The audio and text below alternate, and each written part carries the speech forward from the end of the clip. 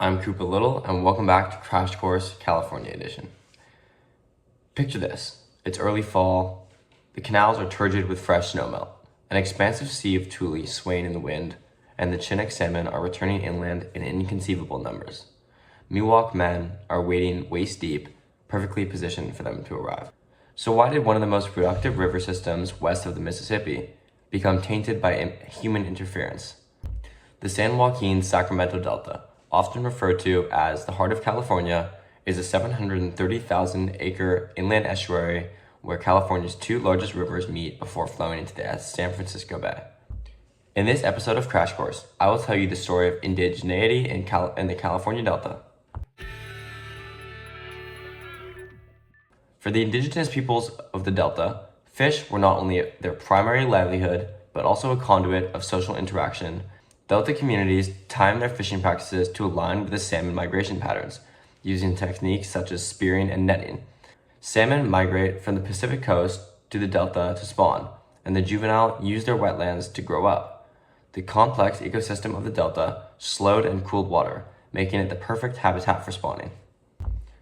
This map shows the changes in landscape of the Delta since the 1800s.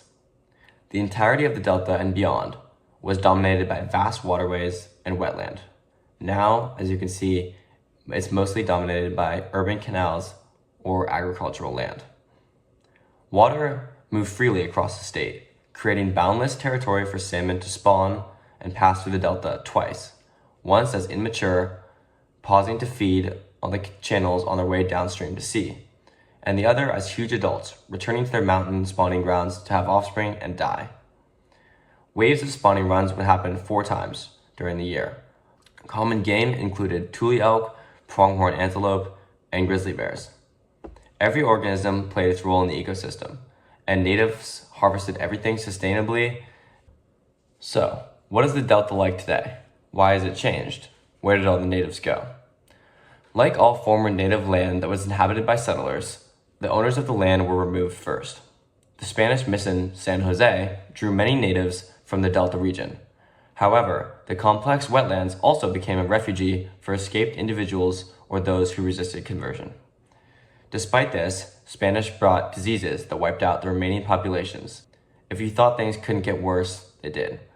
The gold rush drew more and more settlers into the region and started an ecological disaster of dramatic size. While gold was not often directly mined from the Delta, its watery corridors were used as steamboat highways connecting miners between San Francisco and the Central Valley mining districts.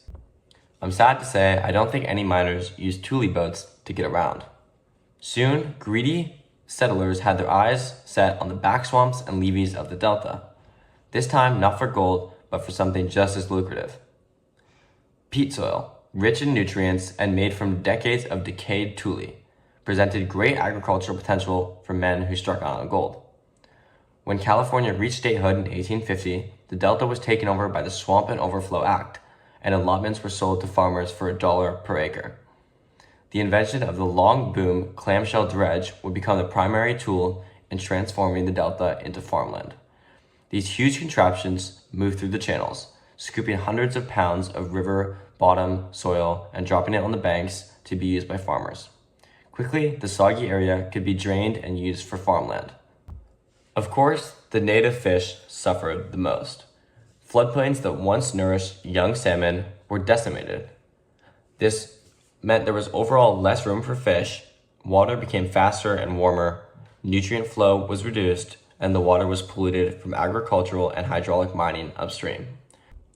One more factor directly affected the salmon population even more. In 1879, major game fish like the striped bass and shad were introduced to the Delta, soon followed by species like the largemouth bass, catfish, carp, sunfish, and more. Bill Bennett of UC Davis compares the Delta to a lake in southern Arkansas, naturally full of species that thrive in lakes in southern Arkansas. These invasive species became wildly successful in the Delta's environment and began displacing countless native fish.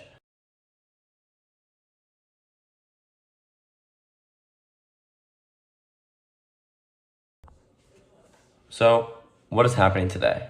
As of now, 90% of the Delta's original wetlands have been replaced, all due to reasons that I've talked to you about. The NatAm Wintu tribe of the Delta is still surviving, but it's been struggling with the lack of resources. Chief Celine Sisk says, "We used to be 20,000 people along the river, and we're dwindling out like the salmon.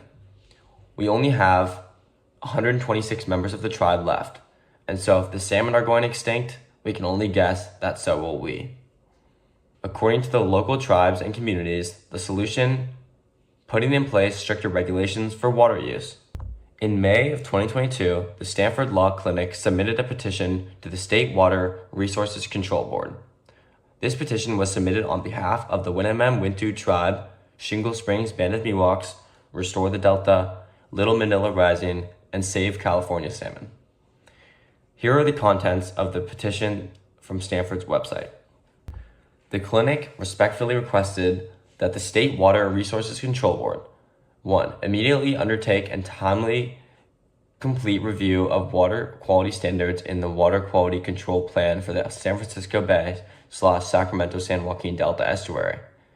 2. Engage in meaningful government-to-government consultation with affected tribes and center opportunities for meeting public participation by other impacted Delta communities in the Bay Delta Plan review and revision process. 3. Revive beneficial uses in the Bay Delta Plan to incorporate tribal beneficial uses and non-tribal subsistence fishing beneficial uses. 4. Issue new and revised water quality standards adequate to protect the full range of beneficial uses and public trust interests. And 5. Initiate a rulemaking to regulate all recognized rights to use of Bay Delta water, including pre-1914 appropriative rights, and limit water diversions and exports to levels consistent with the revised water quality standards. In September of 2022, the request was denied.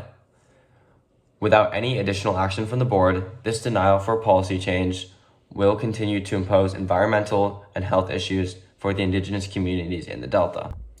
The history of the heart of California is not just a story of ecological disaster, but of indigenous survival with everything working against them. For thousands of years, salmon migration helped native communities flourish. However, today, the collapse of traditional patterns and populations of the fish reflect the consequences of reshaping wetlands and rivers for profit rather than ongoing balance. What has been done cannot be reversed, but until policy changes occur, the livelihood of the natives of the California Delta are in danger of being lost. I'm Cooper Little, and this was my episode of Crash Course. Thanks for watching.